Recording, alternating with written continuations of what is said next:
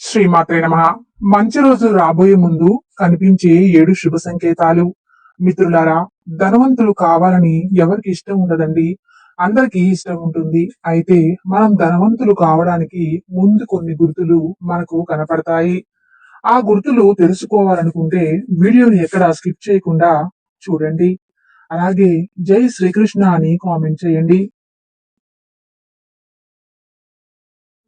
వివరాల్లోకి వెళ్తే లక్ష్మీదేవిని ధనలక్ష్మిని అని కూడా అంటారు. ఎవరి ఇంట్లో అయితే లక్ష్మీదేవి నివాసం ఉంటుందో వారి ఇంట్లో ధనానికి ధాన్యానికి ఎప్పుడూ కొరత ఉండదు. వారి జీవితంలో సుఖ సంతోషాలు కలిగి ఉంటారు. ప్రతి దినము శ్రీ మహావిష్ణువు లక్ష్మీదేవికి పూజలు చేసినప్పుడు కూడా మనకు ధనం వస్తుంది. అదే రీతిగా శ్రీ మహావిష్ణువు లక్ష్మీదేవి కృపతో ధన ధాన్యములతో పాటు సమాజంలో వారికి మంచి గౌరవ మర్యాదలు దొరుకుతాయి. అలాంటి వారికి కీర్తి ప్రతిష్టలు నలుగురు వ్యాపిస్తాయి.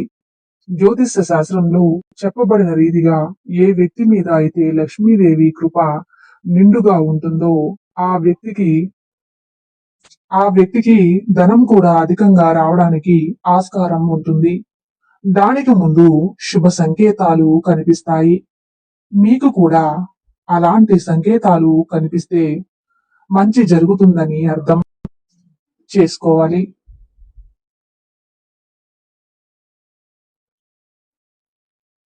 మొదటి సంకేతం ఏమిటంటే అనుకోకుండా మీ ఇంటికి నల్లటి చీమలు వచ్చి వరుస కట్టి మీ ఇంట్లో ఏమైనా తినడం మొదలు పెడితే మీ ఇంటికి లక్ష్మీదేవి వస్తుందని మరియు అపారమైన ధనప్రాప్తి కలుగుతుందని సంకేతము.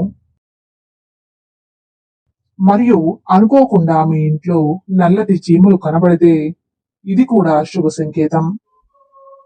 మీ జీవితంలో ఏదో ఒక లాభదాయకమైన మార్పు జరుగుతుందని అర్థం. మరియు మీ కుటుంబంకి మేలు కలుగుతుందని అర్థం. అంతేకాకుండా నిర్ణయించిన కాలం వరకు అవి వస్తూ ఉంటాయి. అవి రావడం శుభ సూచకంగా భావించి వాటికి ఆహారముగా పిండిని వేస్తూ ఉండాలి. రెండవ సంకేతం ఏమిటి అంటే 2 పక్షులు ఒక చెట్టు మీద తమ గూడు కట్టుకోవడం. ఎంతో ఇష్టపడతాయి. కానీ ఈ రోజులో ఒక స్థానం అని లేకుండా ఇంటికి కిటికీల మీద ఇండ్ల మీద కూడా వాటికి గూడు కట్టుకుంటున్నాయి. పక్షులు గూడు కట్టుకోవడం వల్ల మన ఇళ్లల్లో కూడా చూస్తూ ఉంటాము. మరియు తేనె తట్టు కట్టడం కూడా చూస్తాము.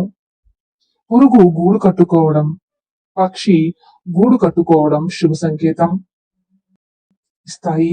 వాస్తు శాస్త్రంలో పక్షి పురుగు ఇంట్లో గూడు కట్టుకోవడం శుభదాయకం అని రాయబడింది. మీ ఇంట్లో పక్షి గూడు కట్టుకోవడం చాలా శుభదాయకం.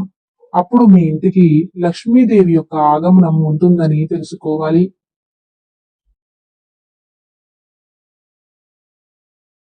మూడో సంకేతం ఏమిటి అంటే మామూలుగా బల్లి ఇంట్లోకి వస్తే బయటికి వెళ్ళగొట్టడానికి ప్రయత్నిస్తారు. బల్లి ఇంట్లో కనిపిస్తే శుభదాయకమనే చాలా తక్కువ మందికి తెలుసు.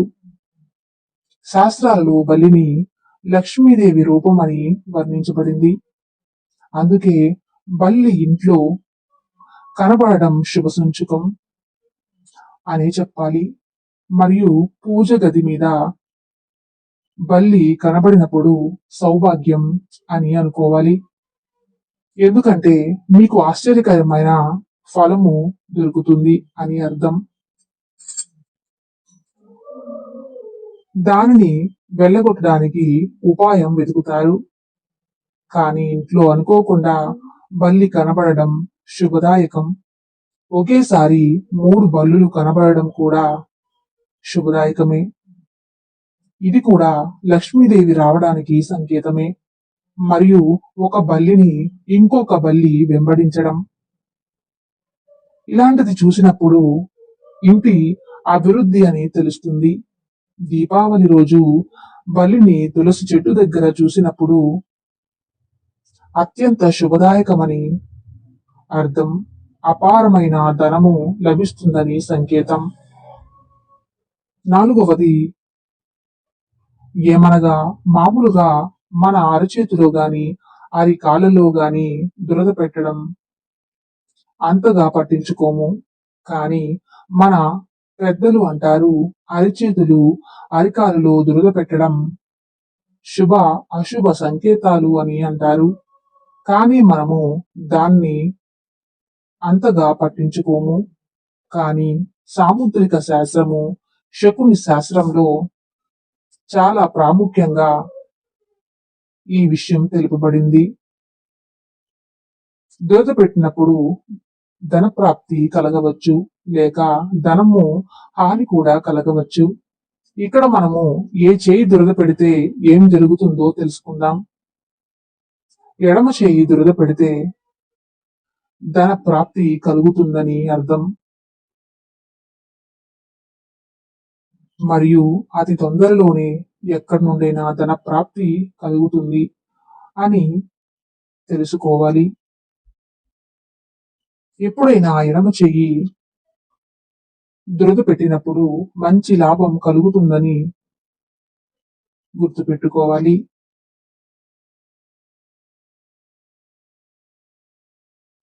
ఐదవ సంకేతం ఏమిటి అంటే, కలలో చీపురు కనబడడం, గుడ్లగూబ, ఏనుగు, ముంగిస, శంఖము, బల్లి, నక్షత్రము, పాము కనబడితే ధన ప్రాప్తి కలుగుతుందని సంకేతము. ఇక ఆరవ సంకేతం ఏమిటి అంటే, ఉదయం సాయంత్రం శంఖం ఊదిన శబ్దం వినబడినప్పుడు లక్ష్మీదేవి ఆగమనం సంకేతం అని గుర్తించాలి. ఇక ఏడవ సంకేతం ఏమిటి అంటే, ఎప్పుడైనా మీరు ఇంటి నుండి బయటికి వెళ్ళేటప్పుడు చెరుకు ఎదురుగా, అంటే ఎదురు వస్తున్నట్లు కనపడితే కూడా అది ధనప్రాప్తి సంకేతం అని గమనించాలి. చూశారు కదండి, ఎంత అద్భుతమైన వీడియోను.